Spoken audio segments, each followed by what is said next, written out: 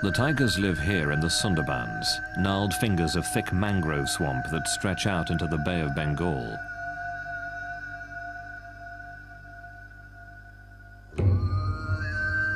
In this dense, tangled forest, every year, people are killed and eaten by tigers. These tiny islands at the mouth of the Ganges River are separated by twisting ribbons of water.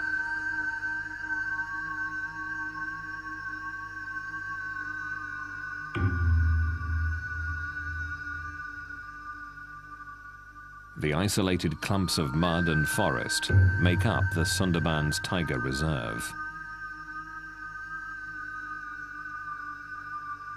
The thick trees hide one of the largest concentrations of wild tigers. But there's something else that sets these animals apart, and the tigers that live here hunt, kill, and eat humans. I was led to a site where tigers killed 2 humans, and you could see the tracks of the tiger approaching the human footprints, and there was still dried blood on the ground. It makes you kind of look around and really reflect that when you're in a place like this, humans aren't dominant. The people of this region live on the edges of the Tiger Reserve in small villages.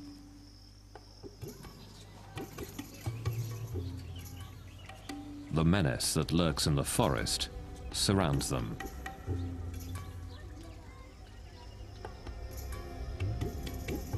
It is a hard life here.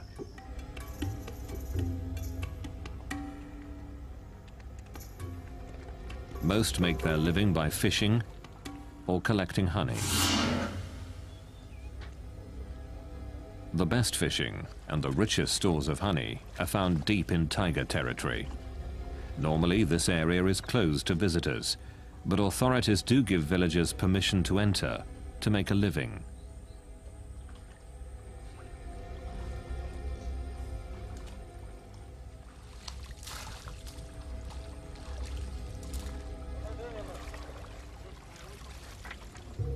It's here that the tiger attacks occur.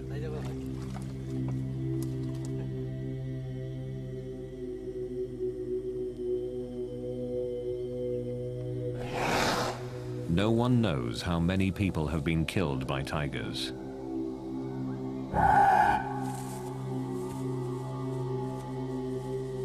Many deaths aren't reported. And the bodies of the dead are rarely ever found. The tigers go deep into the woods to devour their prey, but the stories live on. Jamuna Sardar. 4 years ago, her husband went fishing for crabs. It was the last time she saw him alive. Sunil Mondal tried to wrench his son from the mouth of a tiger. He failed, and now his son's wife, his son's family, his son's daughter are all left behind.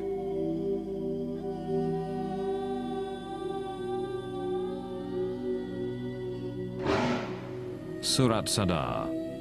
His father was killed while fishing, pulled from his boat by a tiger. The threat of violent death hasn't stopped daily life from continuing throughout the Sundarbans.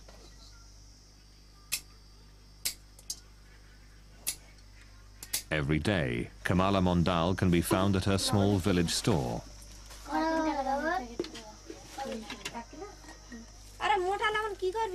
Mondal's husband was killed by a tiger while he was fishing for crabs. Without him, this store is her only way of making a living.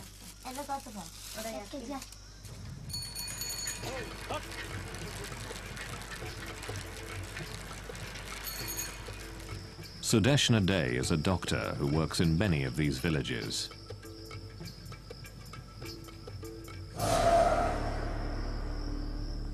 Here, every family has somebody or the other who has been lost in the hands of the tiger. And mostly what the tiger does is he attacks from the right side and from behind. So we mostly have neck injuries, hand injuries, and right-sided scalp injuries.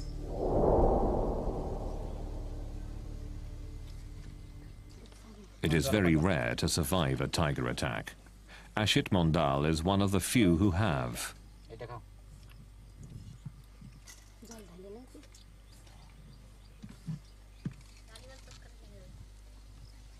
Just a few months ago, Mondal was deep in the Sundarbans, fishing for crabs, when suddenly he came face to face with a tiger. We're very poor here. We fish for our livelihood. One day, I was standing on the boat, pulling in a net, when a tiger came running from the jungle. He saw that I was on the boat and came charging towards me. He jumped into the water, then swiped at me with his paw.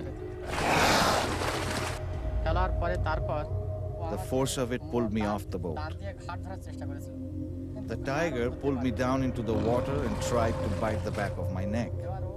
But it was hard for him to find the right grip. He clawed at the top of my head, scraping off the soft skin and tissue. I hit the tiger as hard as I could, and he ran off. In a few savage moments, Mondal's life would be changed forever.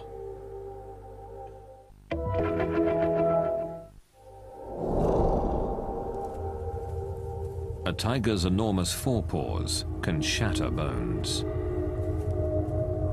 Its teeth can pierce a skull in a single bite. My ear was almost torn off. This was all cut, and the skin was just hanging from my face. It was ripped all the way up to here and over to my ear. My neck was bleeding badly too. The tiger also did a lot of damage to my arm and the back. This whole part of my head was gone. It's not healed yet. It's still an open wound. Mondal's survival makes his story unusual. But the fact that he was attacked in the first place makes him just another in the long line of victims. And I've often seen tigers in the wild, followed them on the road, and really haven't had a fear.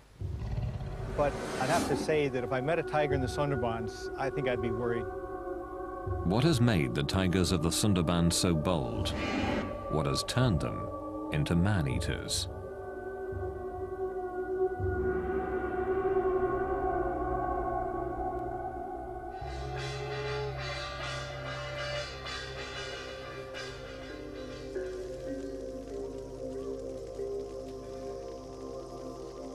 Tigers are a deeply entrenched part of the culture in the Sundarbans, a fearsome thread woven into the tapestry of everyday life.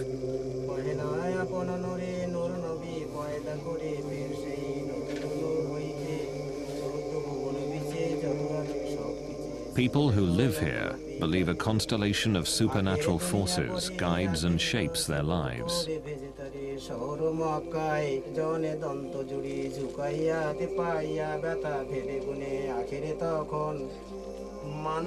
Before entering the forest where the tigers live, the priests and elders of the Sundarbans pray with the villagers, asking for protection.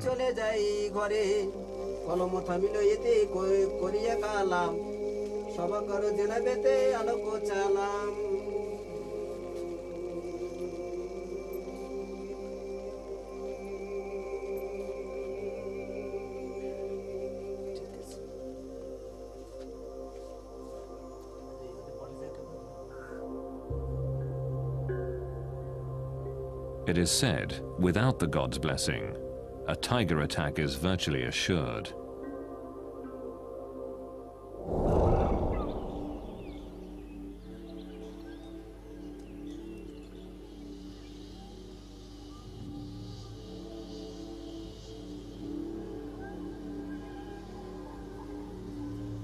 Bandhavgarh National Park is one of those places where wild tigers roam.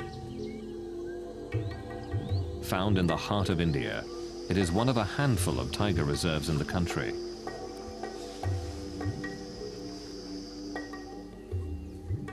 It has a rich history. In Indian legend, this fort, which dominates the park, was a gift from the great Lord Rama himself.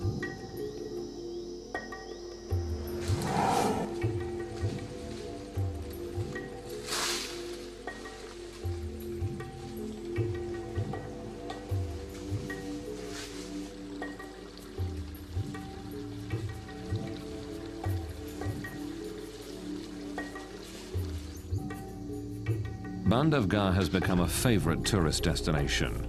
It's one of the best places in the world to see tigers in the wild.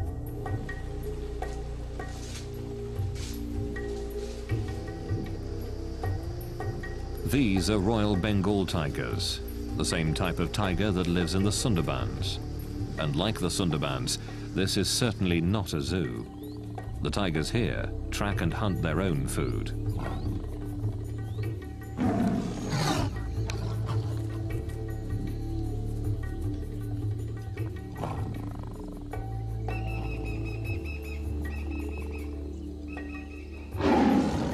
But even with all the people nearby, there's no serious concern of tiger attack. Since the park was established in 1968, no one here has been killed by a tiger. During the same time in the Sundarbans, over 1,000 people have been hunted down.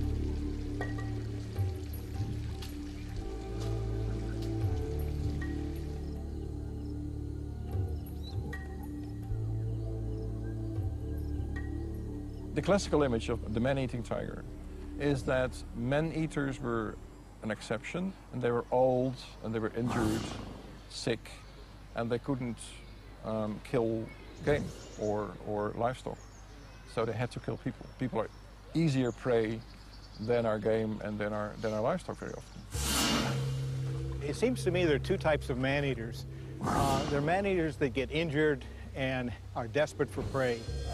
But deep in the Sundarbans, they're killing even when they're very healthy.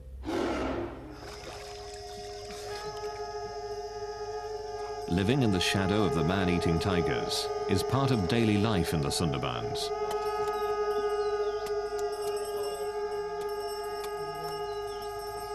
Each spring here, honey collectors prepare to take their chances to earn a living.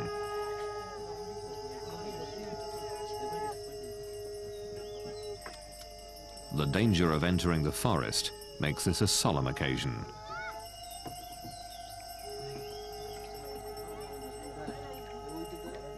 Their families and other villagers gather to offer sacrifices to ensure their safe return.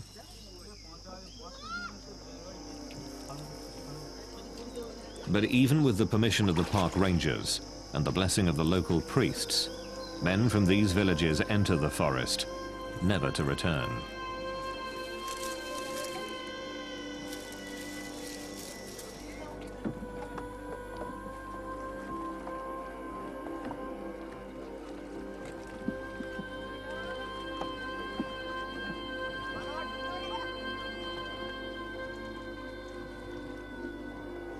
As they travel out into the forest, they put themselves at the mercy of one of the most ferocious hunters in the world.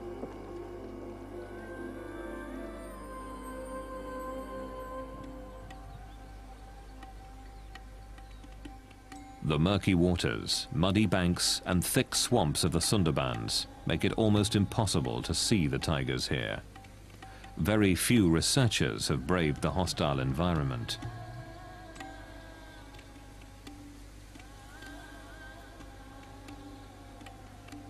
Very little is really known about the Sundarbans tigers. The Sundarbans at first seemed to me a pretty exotic place.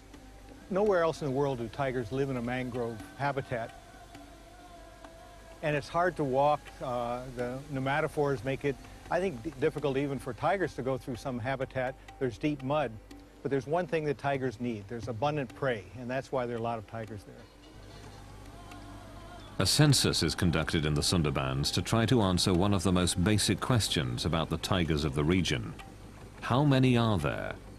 The census takers are forest guards who search the muddy banks of this area for tiger tracks.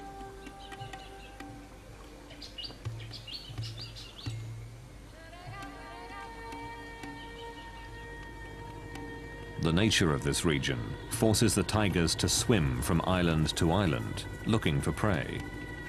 While all tigers are comfortable in the water, the tigers in the Sundarbans have become especially adept here.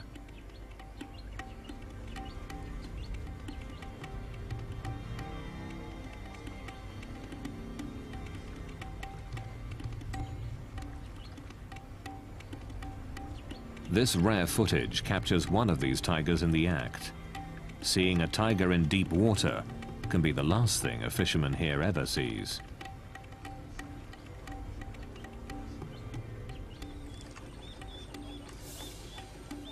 The tiger is tracked to where it left the river, but seconds after leaving the water, it has dissolved into the forest.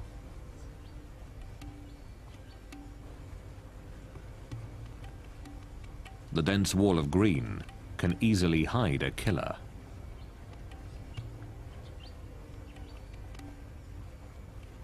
It is extremely dangerous to get off the boat. A census taker offers a small prayer for safety. Field Director Pradeep VS says they take other precautions as well.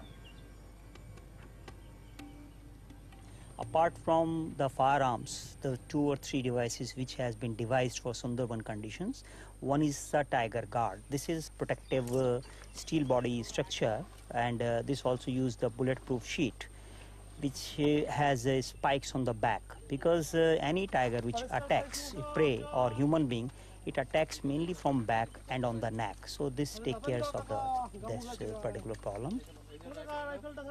Beside this, we also use the face mask, because most of the time it has been seen that the tiger attacks when you are most unaware of its presence. So a number of times you can try to attempt the tiger fool, that you are watching the tiger from the back. Sometimes, the census takers don't have to travel far to find fresh tiger prints. These marks have been discovered just a few meters from a ranger station, which is protected by a high fence. A tiger has been here within the hour.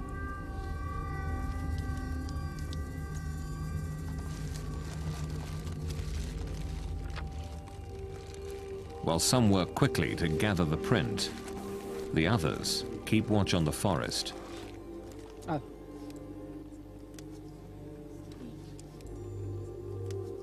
In the year 1995, one of our staff, Prabhas, was actually killed by tiger, and this was a very serious accident, and the whole census operation was stopped because of this. Each tiger's paw print is unique, as individual as human fingerprints. By comparing this imprint to other casts, they can learn if this is a new animal or not. In this way, a rough census of the tiger population is gathered. This paw print, and others like it, are giving insights into this unique animal. Well, the biggest thing we've noticed so far is that the tracks of tigers are really small. So we think male tigers could be even 150 pounds smaller than the big tigers elsewhere. The prey itself may be a part of the reason for the smaller tigers here.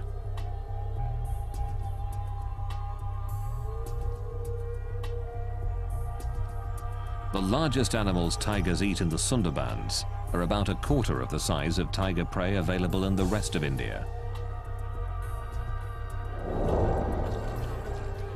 But without more research, it's difficult to know if the difference in the size of prey has pushed these tigers to hunt down humans.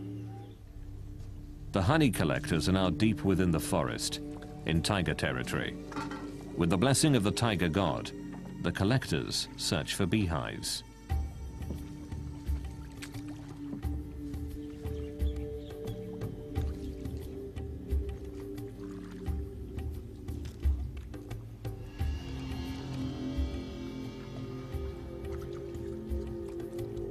The tigers can be anywhere.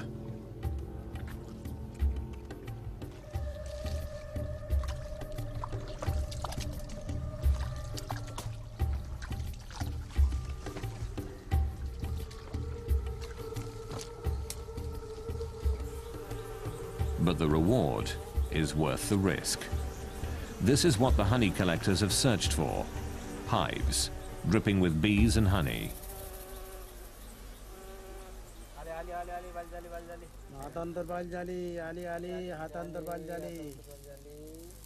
The honey collectors light their bundles of grass to smoke out the bees.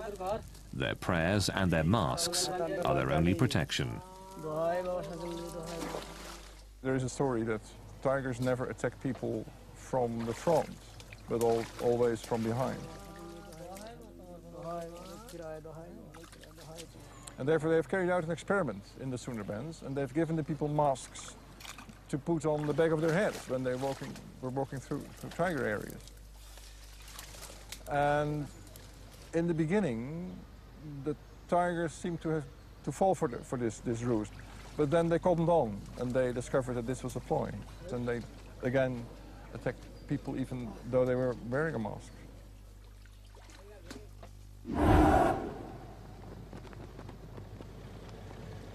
There is one part of the Sundarbans that has been closed off to people.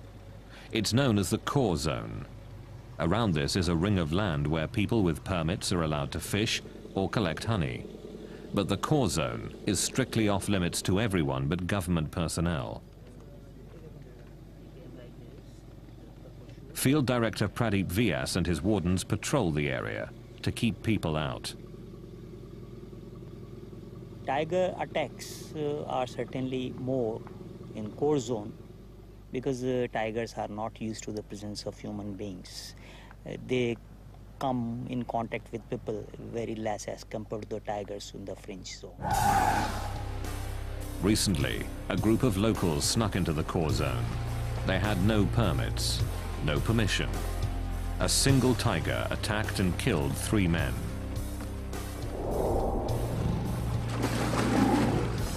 Vyas and the others were shocked by the attack. Normally a tiger will only kill one person, then devour their body. Vyas believes the attack shows how little we know about these ferocious animals. In my opinion, tiger understand human behavior very well, though we have yet to understand the behavior of tiger. With so little known about the tigers here, it's difficult to determine why the attacks occur.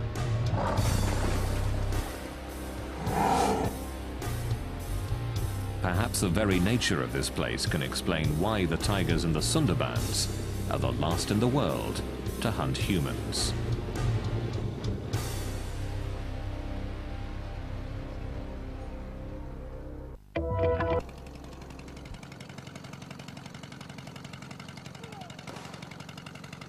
The Sundarbans is one of the most dangerous places in the world. Tigers regularly hunt and eat humans.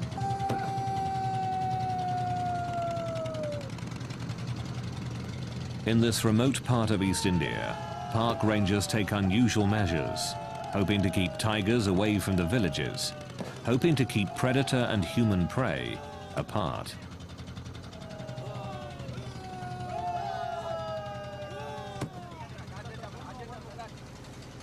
Whether this noisy attempt at animal control works is unknown.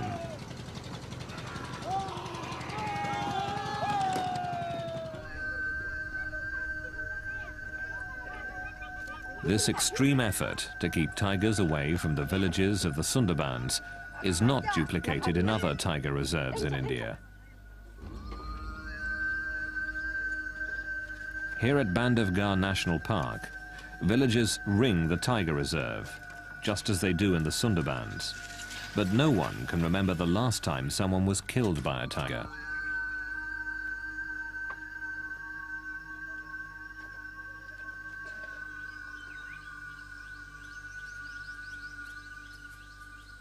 The tigers here don't always keep to the boundaries of the park.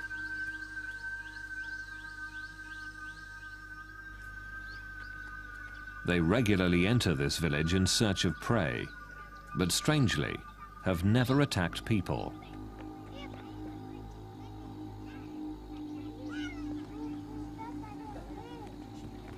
Raising cattle is the primary livelihood here, but the herders have no concern for their personal safety when it comes to tigers.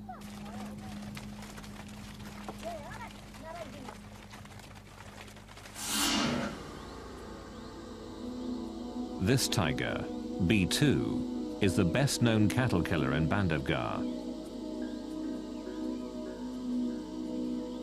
He leaves the park frequently in search of easy prey, but even though he often travels near the villages and comes very close to people, he has never attacked anyone.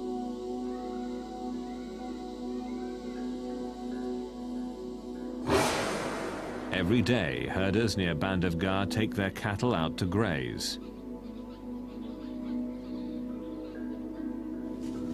They don't enter the park, but keep to the land just outside Bandhavgarh's boundaries. B2 and other tigers, of course, don't know where those boundaries are. When B2 sees cattle, what he sees is easy prey, no matter where it is. But when people are about, B2 is loath to attack. People make him wary. People keep him at bay.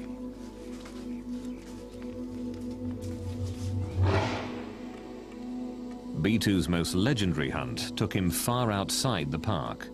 There he killed a large cow and dragged it back towards his territory.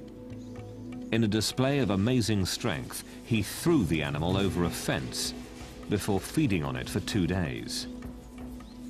But B2 has never hunted people. His size, strength, and quickness is superior to any human. But he has never attacked.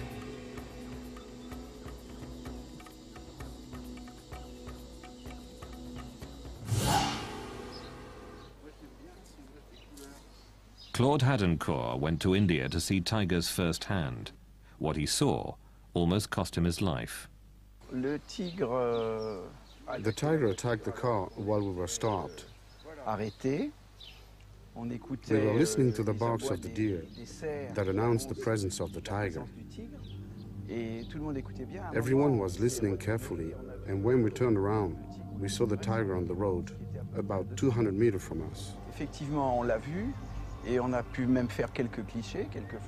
He got closer, and we could take a few pictures. We could see the tiger was beaten up or in an accident because he had a big wound on his lip and was missing some teeth. He was walking normally, but when he saw all the cars, he started to run faster and faster. And finally, when we least expected it, he jumped in our car.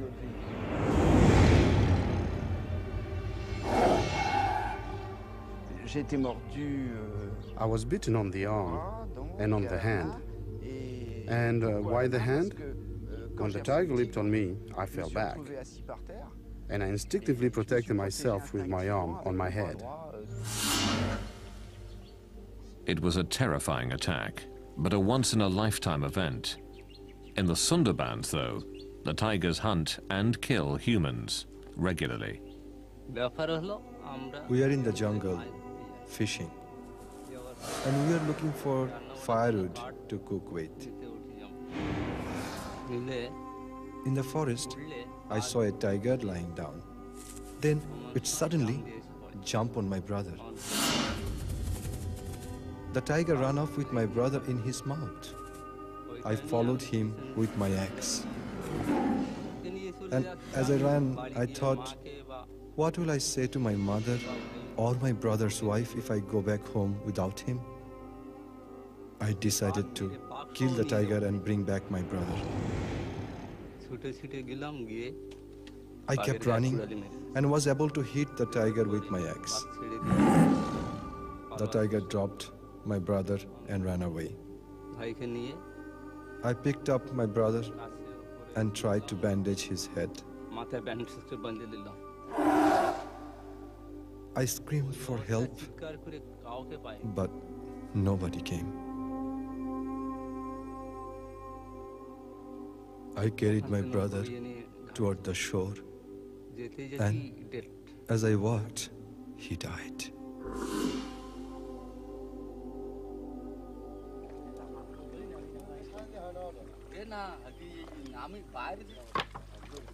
Why do these attacks continue?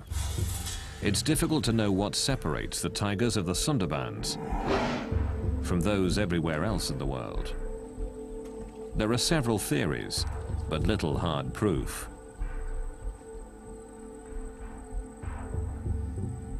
Some believe the water itself is to blame.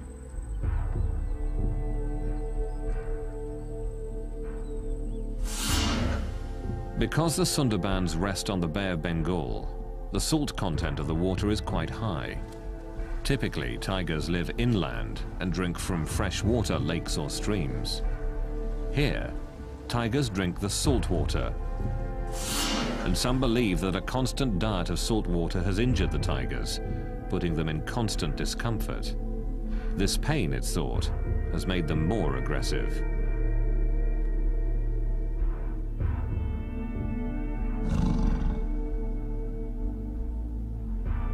Freshwater ponds were dug to provide an alternative for the tigers, but the attacks persisted.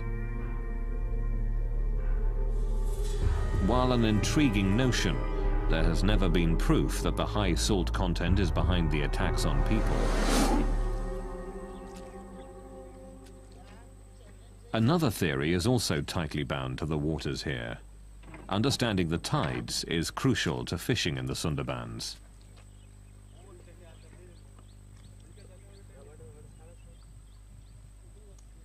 In several hours, these nets will be covered with water and perhaps fish. The regular movement of the tides shapes the behavior of the fishermen.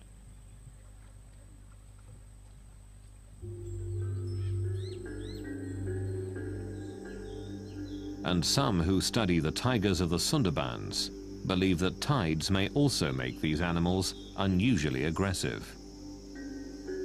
Another thing that's really difficult in the Sundarbans, and it's a problem for tigers, in that most of the area floods tidally twice a day, and then in the neap tides, the really high tides, almost all of the Sundarbans is flooded. And we really wonder where tigers den. They may have a problem finding a dry spot to den.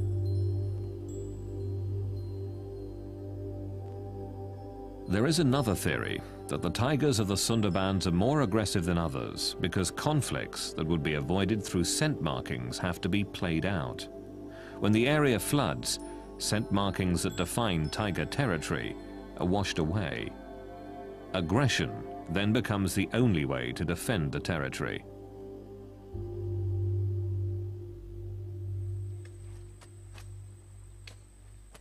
When the water recedes, the mud is left behind.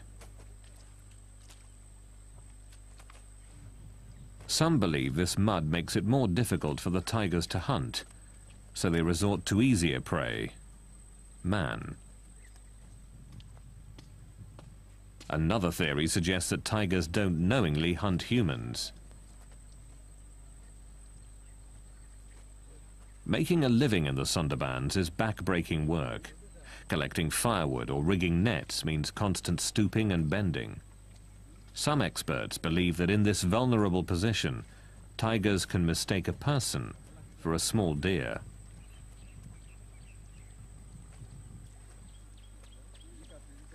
Once a tiger has mistakenly killed a human in this fashion, it is believed that the animal develops a taste for people and is more likely to kill again. There is an even more gruesome theory. Some believe that the tigers have acquired a taste for human flesh because of the weather. Brutal cyclones frequently batter this region, killing thousands. The rivers and canals are often filled with the bodies of the dead, on which the tigers feast. All through history, I have seen special circumstances under which all of a sudden there occur what you could call tiger epidemics or tiger plagues. And that is that all of a sudden there is an increase in the number of people being attacked by tigers. And I would say in 9 out of 10 cases, that is because there has been a sudden increase in the number of dead bodies of people, dead people. Either because of an epidemic, cholera, smallpox, or because there has been a cyclone, a tornado, a flood. And that's because all of a sudden there is a surplus of human bodies. And tigers thrive. They have more food than they can, almost than they can use. The list of theories grows, but is inconclusive. The tigers in the Sundarbans are certainly unique, and perhaps the explanation for their behavior can be found by looking not at tigers, but people.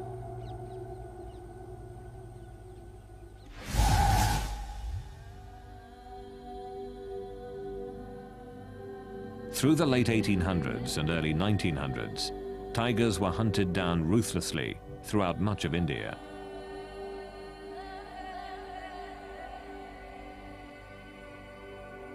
But what is less well known is that tigers were taking their own.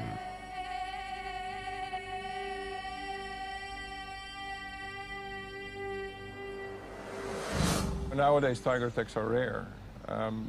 But if you go back even a century, or even less, 70 years, tiger attacks were quite normal. I've seen several records, both in India and Indonesia, of the tiger threat becoming so severe, so large, that people just abandoned their villages, that just went away. Tiger attacks so fierce that they emptied entire villages are hard to comprehend today. There are estimates that as many as 300,000 people were killed by tigers from 1800 to 1900.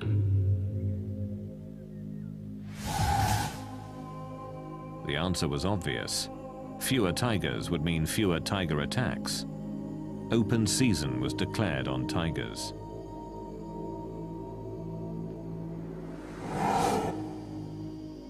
Closely studying this history challenges the belief that only sick or injured tigers have been man-eaters.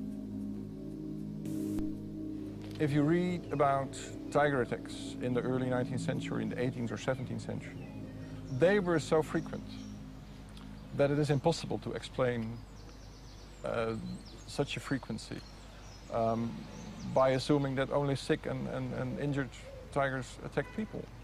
So I argue that before, let's say, 1850, if they had a chance, they would kill a person, perfectly healthy tigers.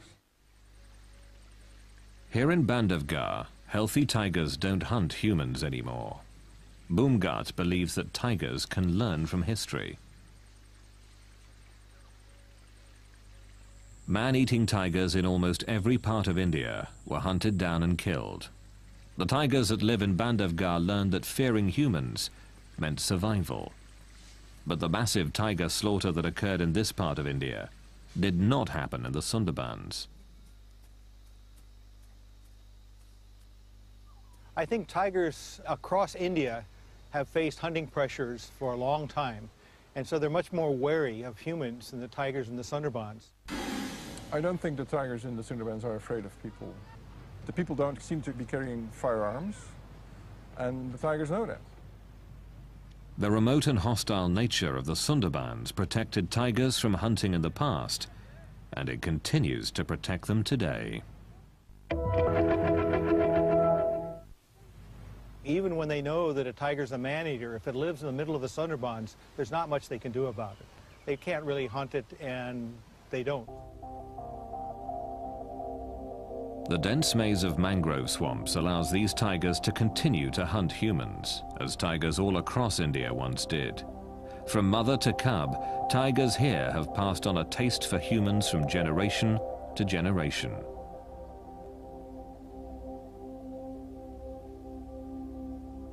The biggest difference is that tigers may teach their young to be man-eaters, and so that's why there's so many man-eaters in the Sundarbans.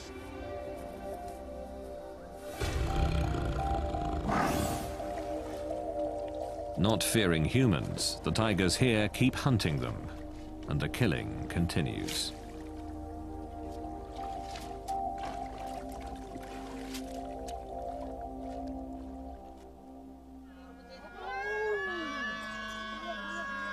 A young child is lost in the forest at the mercy of the deadly tigers of the Sundarbans.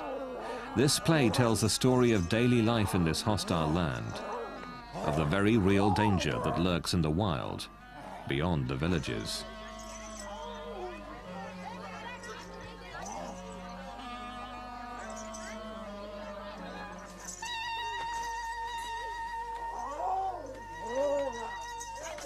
The people here believe that the tiger god, Daksin Ray, can kill if he is displeased. They believe he can read minds to gauge the amount of respect for him, that their survival depends on his happiness, or the intervention of another deity, Banbibi, the goddess of the forest.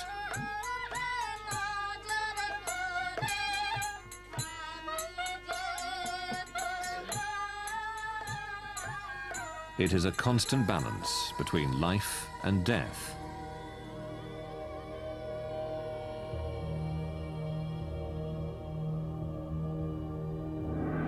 A balance the people here accept.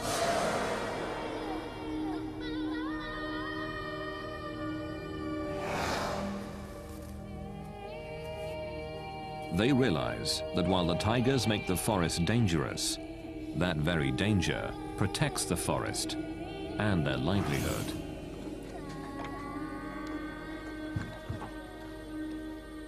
Most of the people in this zone are poor, and for their survival they have to go for fishing and other things. But they also admit that tigers' presence in this forest is essential for their own survival, because of these tigers, these mangrove forests are surviving.